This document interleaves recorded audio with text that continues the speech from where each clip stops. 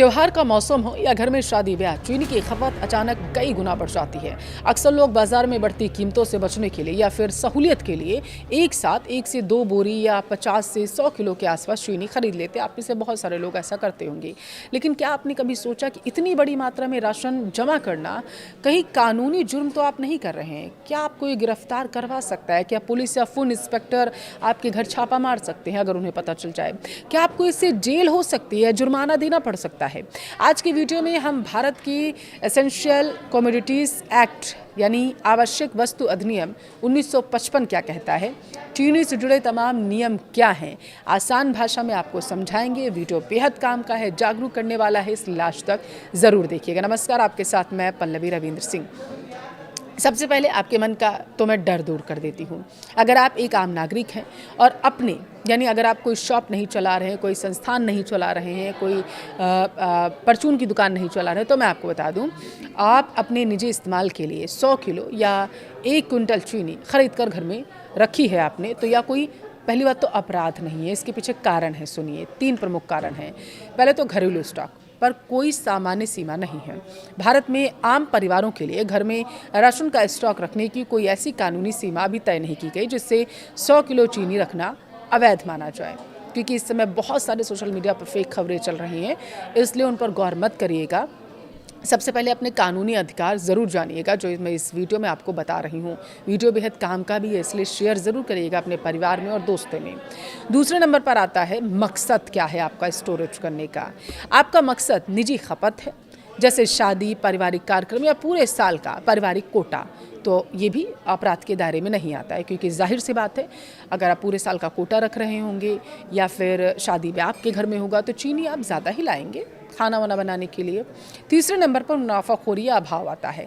आप इसे बाजार में महंगे दामों पर दोबारा बेचने के लिए जमा तो नहीं कर रहे हैं, इसलिए 100 किलो चीनी घर पर रखने से ना तो कोई जुर्माना लगेगा और ना ही गिरफ्तारी होगी। तो फिर यह जमाखोरी का कानून बना किसके लिए है और यह कहाँ से आता है? इसके लिए हमें समझना होगा आवश्यक वस्तु अधिनियम, जो मैंने अभी आपको बताया 1955 यानी कि ECA 1955 कहता क्या है। यह कानून सरकार को अधिकार देता है कि जब देश में किसी ज़रूरी चीज़ जैसे कि चीनी, दाल, तेल कुछ भी हो गया, अगर किसी चीज़ की कमी होती है या कीमतें बहुत ज़्यादा भागती हैं, बढ़ती हैं, तो सरकार उनकी सप्लाई यानी डिस्ट्रीब्यूशन, स्टोरेज को कंट्रोल कर सकती है। सरकार ऐसा इसलिए करती है ताकि बाज़ार में बनावटी कमी ना पैदा हो सके, कालाबाजारी, मुनाफाखोरी रोकी जा सके, आम जनता को सही दाम पर ज़रूरी चीज़ें मिलती रहें।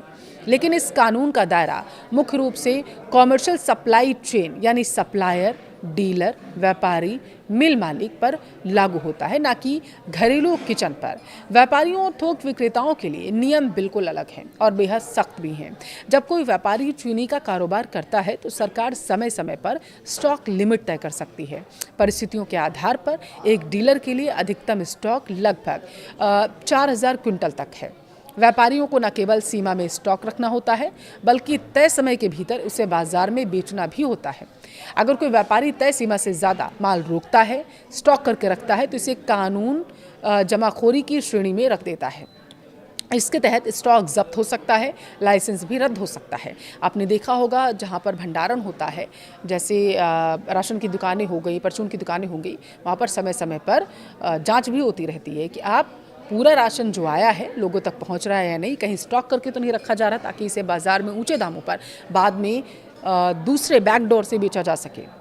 जेल तक का सज़ा इसमें है, हो सकती है, आपको पता है।